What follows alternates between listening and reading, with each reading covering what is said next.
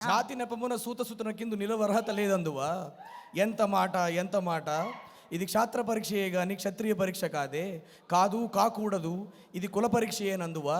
నీ తండ్రి భరద్వాజుని జననం ఎట్టిది, అతి జుభుక్షాకరమైన నీ సంభవం ఎట్టిది. మట్టి కుండలో పుట్టిదివి కదా, నీది ఏ కులము.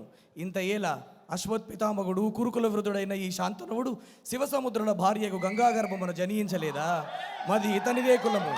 నాతో చెప్పొచ్చువేమయ్యా.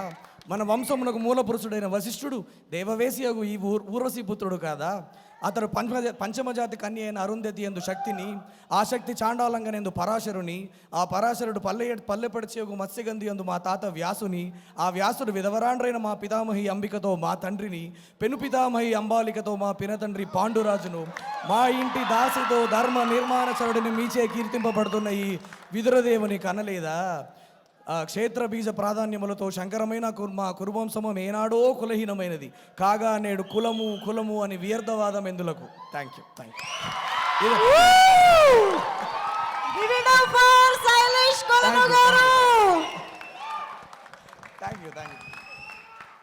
Oh my God.